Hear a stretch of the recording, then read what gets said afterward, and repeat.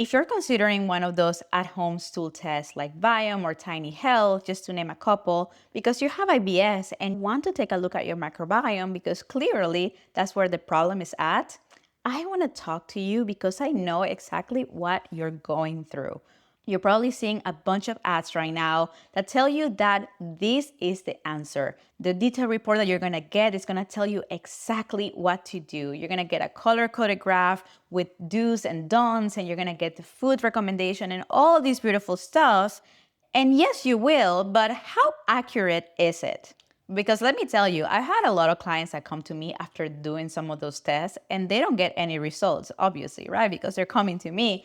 But I didn't fully know why. I had my reservations about those tests, but I didn't know why until I saw some research, some very recent research. And I want to preface this by saying that I understand wanting answers for your gut issues. I understand understanding that there's something wrong and just wanting and needing to see what's going on so you can fix it. But something about these companies that sell these kind of tests and other, right? I see a lot of also hormonal tests and things like that, is that they kind of position themselves in a way of like, well, this is what doctors don't want you to know. This is what practitioners don't want you to know. And honestly, I'm telling you guys, there's really no gatekeeping.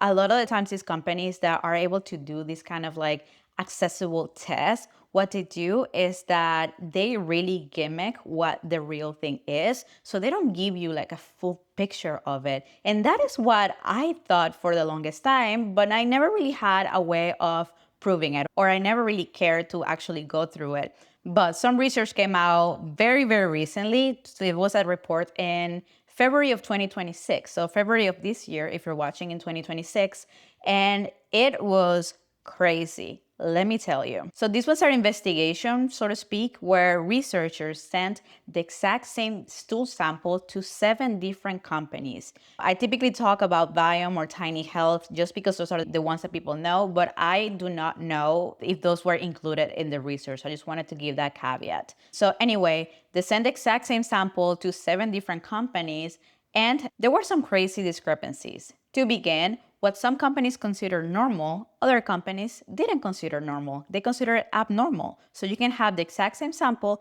and one report is telling you, oh, your results are normal, you're good. And the other report is telling you, no, your results are not normal.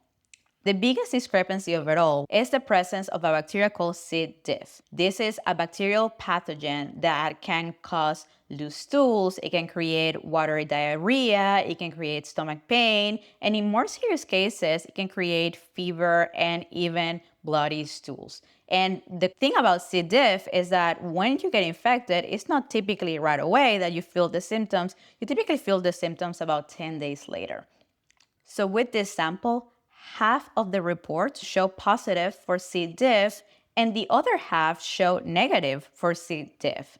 This is something that is very serious because if it's positive, you want to know, but if it's negative and it shows as positive, then you probably go through a gut healing protocol, an eradication protocol. Maybe if you have some antibiotics lying around, some people would actually go and take them because they think they have to, and then they wipe down the good gut bacteria for no reason. I mean, it can go wrong really, really fast. And the fact is that it's inaccurate, that people don't really know what the real answer is a real problem. Now, to be fair, not all at-home tests are bad. In fact, the one I use is an at-home test. You get your sample at home and then you send it to the lab, and it's called the GI map. There are other tests like the Gut Sumer or the one from Genova Diagnostics. Those are all good tests, but the key difference is that you cannot typically get those tests unless it is provided by a practitioner. So your doctor, your functional doctor, your naturopathic doctor, your nutritional therapy practitioner will order those tests for you. So you don't really need to go out and be looking for tests because your practitioner will know best and they will use a test that is best for them, that the one that they know most about. Because here's the thing, we do not go to school to learn about these tests, you guys. It is the company who created the test who is responsible for the education of their practitioners.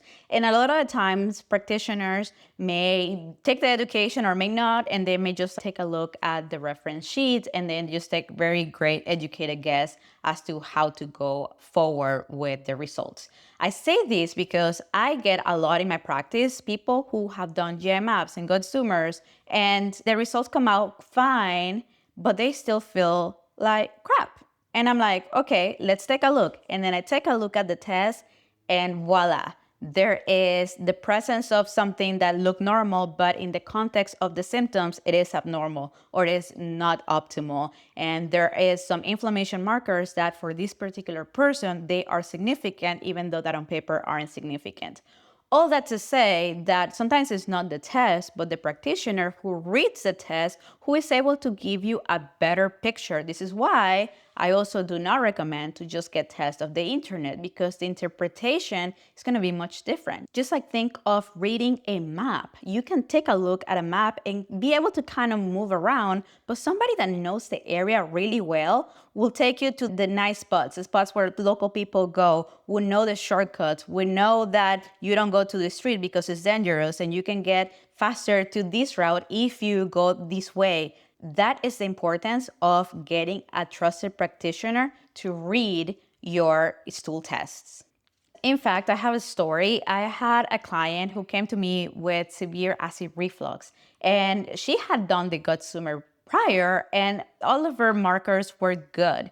The practitioner that she got it from basically did not know what to say or what to do because she had all these acid reflux and all these upper GI symptoms, as we call it, but she didn't have a presence of H. pylori. Anyway, because she didn't have H. pylori, so there wasn't any bacteria to kill, she was told to just continue to have more HCl support. HCl is stomach acid. But what happens with HCl? When done incorrectly, when prescribed like too much, or when prescribed when it's not necessary, then it can create ulcers, then it can create further irritation.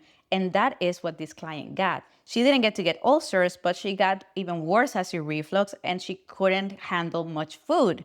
So when she came to me, she wasn't able to eat anything. But this is all just to say that even a trusted practitioner doesn't always know what to do, because a lot of them are able to order this test without really knowing how to interpret results and how to connect the dots.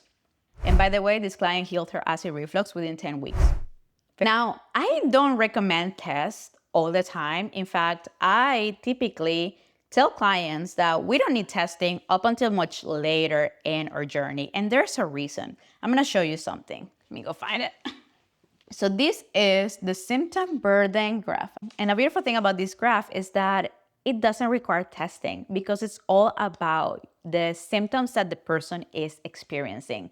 So if you have acid reflux, if you feel full after eating, if you get bloated 2 hours after eating versus bloated right away, all of that is taken into account, and then it creates this very cool looking graph. So what I do with clients is that we work, I don't know if you can see here, this says upper GI, liver, small intestine, large intestine, need for minerals, sugar handling, all these things. What this basically offers is a map into the client's symptoms, and we work on healing the symptoms. We don't really care whether the graph shows high or low inflammation. We know there's inflammation. Look at all those symptoms. We don't really care if the graph shows positive or negative for like dysbiosis, which is an imbalance of gut bacteria. We know there's dysbiosis because, well, not in the case of this client. This client didn't have dysbiosis, but if she did, her large intestine will be through the roof, and it wasn't. So this is what I use with clients, and it's the beauty of a qualitative assessment versus that quantitative. Both are really important, but you don't need quantitative if you haven't taken a look at your symptoms per se. So if you take a look at how this client improved, you can see how the pink is before and the green is after. If you're able to see the date, which I'm not sure, you can see it was October 2021. I've been doing this for a while. October 2021 versus May 2020. So from May to October, not from October to May. Anyway, You can see here how the client really just reduced all of her symptom burden, which means she didn't have acid reflux anymore, she didn't have cravings for sweets, she didn't have constipation, and she wasn't so sensitive to foods. And we didn't need testing for that, we just needed nutritional therapy. So this is all to say that qualitative assessment may be better suited for you than a actual at-home microbiome test. And if you've done those microbiome tests, then it's all good. Just don't take what you saw there as gospel, because it might be that the results weren't too accurate. And this is great because if you're still having symptoms, it just means that it's just time to keep digging. It means that this wasn't the end all be all, and what a gift, right? Because that means that there is so much more room to grow. Now, just to recap, if you're thinking of doing an at-home microbiome test, make sure that it's not one of those direct-to-consumer tests, that you actually get it from a trusted practitioner. In many cases, a qualitative assessment, an assessment of your symptoms, may be even better suited for you. It may be cheaper, maybe easier, maybe less hassle, because you just get to answer some questionnaires rather than to just like send samples in. And both of those really work together. But if you were to choose one, you go for the qualitative. Number two, there is no gatekeeping. At the end of the day, these companies are tech companies, and they probably want your money, and they have a lot of money also to spend on marketing and ads, and that's why you're probably seeing them everywhere. But not because you're seeing them everywhere doesn't mean that you should do them. And number three, who reads your results really matters. It has to be a trusted practitioner, a practitioner that has experience with the particular test that you're doing, and a practitioner that knows how to connect the dots, who can see the full map of your health. I hope this video was helpful for you. And by the way, I have a free webinar coming up this month. I'm gonna leave all the info down below so you can sign up. And we're gonna talk about how to break the elimination cycle, how to heal your gut without eliminating one single more food, because you don't need more elimination, you just need a proven approach. My name is Mario Cabral. All the information about how to work with me, how to contact me will be down below in the description, wherever you're watching this video or listening to this audio. And I'm so thankful that you're here.